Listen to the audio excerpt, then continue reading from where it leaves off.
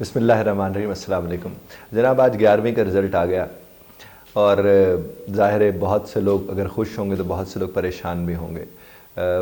देखिए, एक चीज़ जहन में रखनी चाहिए हमें, ख़ास तौर पर अपने बच्चों को, हम हमेशा उन्हें पास होना सिखाते हैं, फ़ेल होने की सूरत में क्या करना चाहिए ये नहीं सिखाते।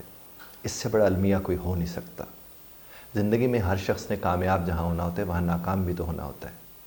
पता नहीं क्यों हमारे यहाँ क्या निज़ाम है कि हमारे यहाँ नाकामी को कैसे देखना है ये सिखाया ही नहीं जाता।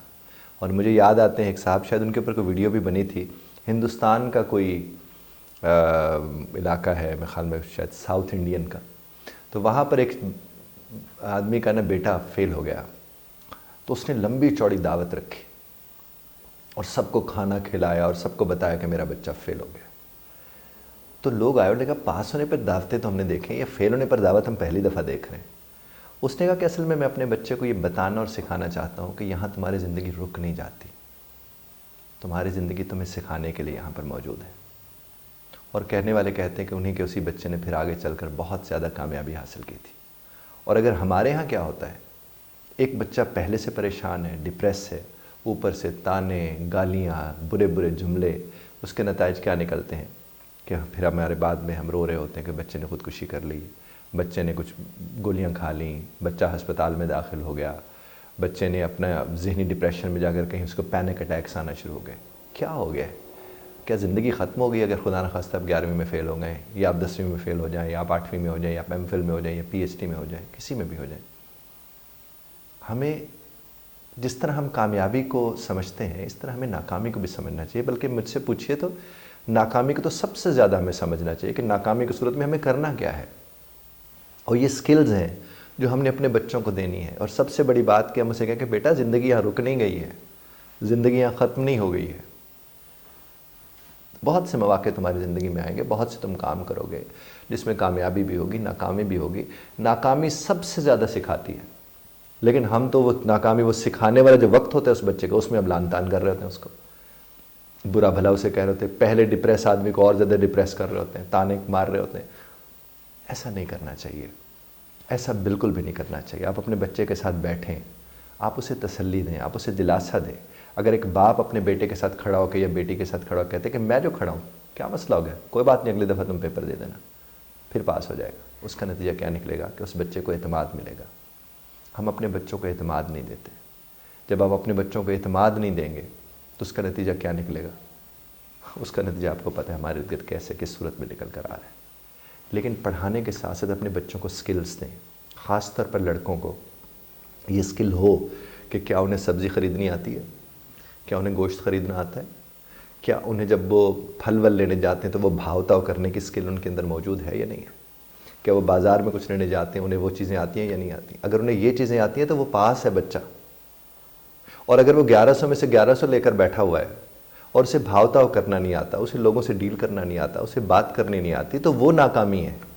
ये कहाँ से नाकामी है कि भाई तुझसे इतना रटा नहीं गया, जिस तरह के इम्तिहानात है आपको नहीं पता, भाई तुझसे इतना रटा नहीं गया और तू रटे को सही मुंतकिल करके नहीं आया इसलिए तो रह गया, तो फिर ज़िंदगी में रह गया क्या वो? ऐसा नहीं होता। आपका हमारा काम क्या है, जो नाकाम होता है उसके साथ खड़े हों ताकि वो कामयाब हो जाए।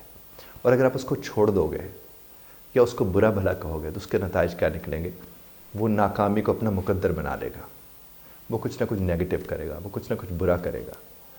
आज आप एक काम कीजिए, खुदा न खास्ता अगर आपके बच्चे फ़ेल हुए, उन्हें ले जाइए बाहर, उन्हें खाना खिलाइए, उनके साथ गप लगाइए, उनके साथ बैठ के कोई फिल्म देख लीजिए, उनको खुश करने की कोशिश कीजिए। आपने बहुत सी नाकामी ज़िंदगी में देखी होंगी, हो सकता है ये आपके बच्चे की पहली नाकामी हो। तो अगर पहली नाकामी पे आपने उसे डिप्रेस कर दिया तो उसका नतीजा क्या निकलेगा? उसे पता चलेगा कि जब जब नाकाम होना है तब तब डिप्रेस होना है, जब जब नाकाम होने तब तब स्ट्रेस लेना है। तो नाकाम होने की सूरत में स्ट्रेस लेने का और नाकामी, नाकाम होने की सूरत में डिप्रेस होने का और नाकामी। तो क्यों ऐसा करते हैं? नहीं करना चाहिए। आज आप कोशिश करें, इसको बोलते हैं पैराडाइम शिफ्ट। यानी अब यहाँ खड़े होकर सोच रहे थे तो आज इधर से खड़े होकर सोच के देख लें, और अगर अब यहाँ खड़े होकर सोच के देखते थे तो इधर से खड़े होकर सोच के देख लें, बहुत फ़र्क पड़ेगा। साथ जब आपके ये थोड़ा नॉर्मलाइज हो जाए बच्चा, फिर आप उसके साथ बैठ के कहें कि बेटा अब हम मिलके बैठ के बात करते हैं, जिसको बोलते हैं रिफ्लेक्ट ऑन करना, सोचना कि आखिर कहाँ पर गलती हुई थी। और फिर उस बच्चे के साथ बैठ के आप देखें, ताना मत दें उसको, उसके साथ बैठ के देखें, आखिर कोई ना कोई उससे गलती हुई होगी। हो सकता है उसने सही वक्त पर पढ़ा ना हो सकता है उसने उसकी तबीयत ठीक ना हो, या कोई और मसला हो सकता है। अब उसने कहा बेटा अब तो ये हो गया और मैं तुम्हारे साथ और हम इसे ओन भी कर रहे हैं, आगे आप कोशिश करें कि ऐसा ना हो। आपको जिस चीज़ की ज़रूरत है मैं आपके साथ खड़ा हूँ।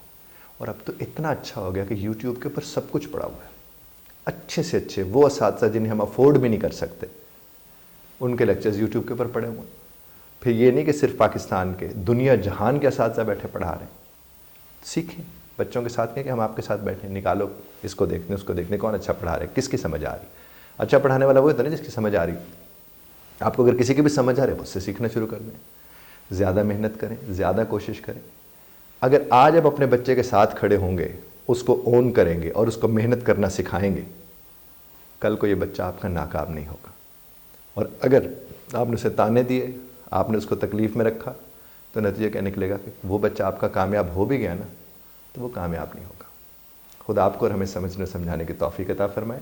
ध्यान से सुनने पर शुक्रगुजार हूँ। इख्तिलाफ़ राय का हक़ आप महफूज रखते हैं, बज़रत इख्तिलाफ़ राय का ख्याल रखिएगा।